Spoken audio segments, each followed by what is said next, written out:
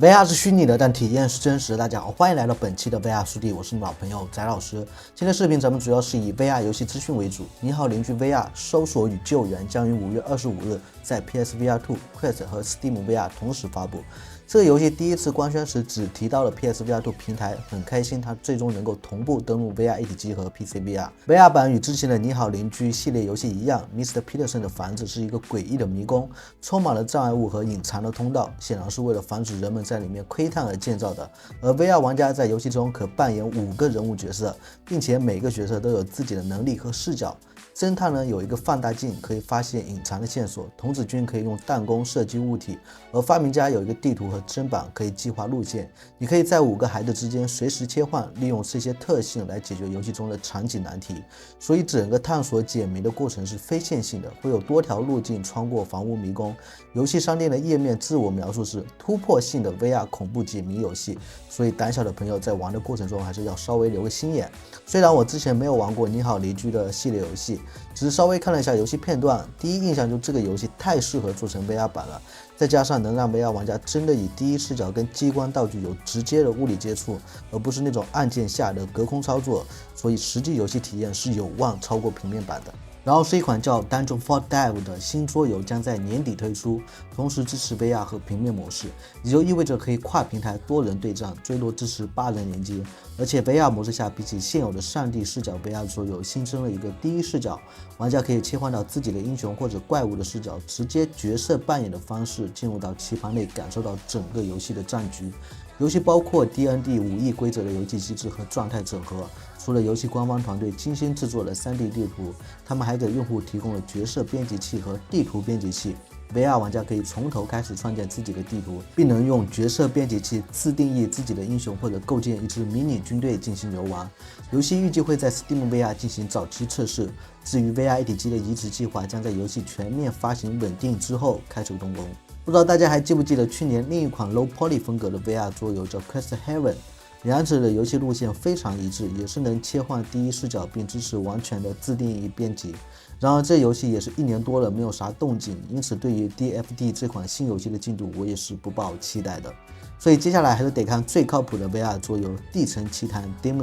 他们从22年就说了要推出的 PVP 模式，现在正式宣布将变成一款单独的游戏。其实在去年他们专门给这个模式起了个副标题叫《地城奇谭 Battle》的时候，我就有这种预感了。毕竟只是更新一个新的模式，没必要花费这么多时间去准备。其实不推出的唯一解释，那也就是变成了独立的游戏新作了。给没玩过地城奇谭的朋友重新介绍一下，这个 VR 战棋桌游原版是支持最多4个 VR 或非 VR 玩家合作进行地牢闯关的，没有玩家之间的对决机制。现在新的 PVP 游戏版本允许玩家之间的相互战斗，预估可能是最多可以支持4名玩家2人1组进行厮杀，或者是最直接的1对1，意味着未来玩家不仅可以控制现有的6个英雄角色，还能驾驭他们在合作闯关模式中遇到的所有怪物敌人进行排兵布阵。由于成了全新的独立游戏，可操控的英雄和怪物应该不止现有合作版已有的，而且对局时间应该可以控制在较短的时间内。玩过地城奇谭合作版的朋友都知道，不准备个充电宝，一局是肯定结束不了的。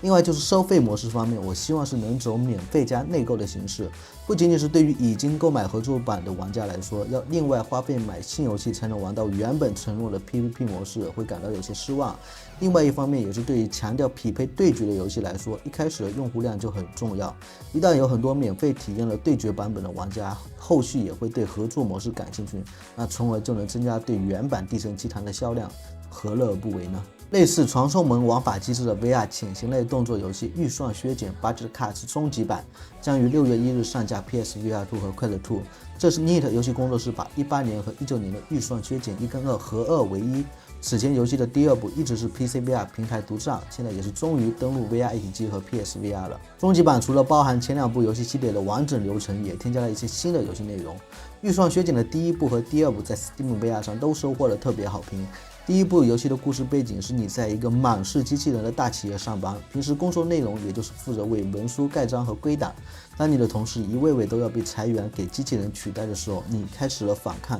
通过一个特殊的传送门装置和匕首武器，在办公建筑大楼当中穿梭，对抗致命的机器人哨兵，直到找出企业裁员背后的秘密。游戏在第一部的实际内容其实是解谜的部分大于暗杀的部分，而且我没记错的话，玩家的攻击武器貌似只是匕首为主，如果中途被机器人击中，游戏就会从头来过。所以想要顺利通关呢，还是需要一定时间适应游戏里的机制和路线的。而到了游戏的第2部，就减少了潜行元素，更强调动作和机器人直面战斗的部分。VR 玩家所能使用的武器种类也会增多。现在就看游戏开发者怎么在一个版本里面自然过渡前后2座游戏风格不同的问题了。最后我们来看一个沙盒建造类 MR 游戏，叫轨道工坊 Trackcraft。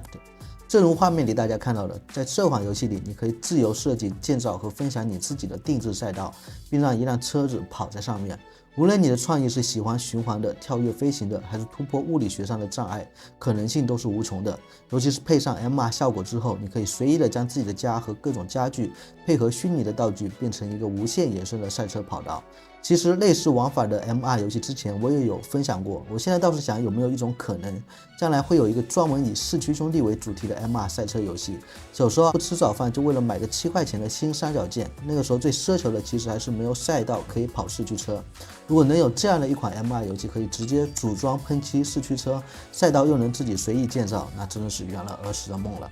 OK， 那本期视频就到这里。我们是不等待 VR 成熟，而是陪着 VR 成熟。loading VR 加入圈。如果你也是对 VR 相关感兴趣，欢迎关注我的频道，点赞、投币、转发3连。那我们下期视频再见。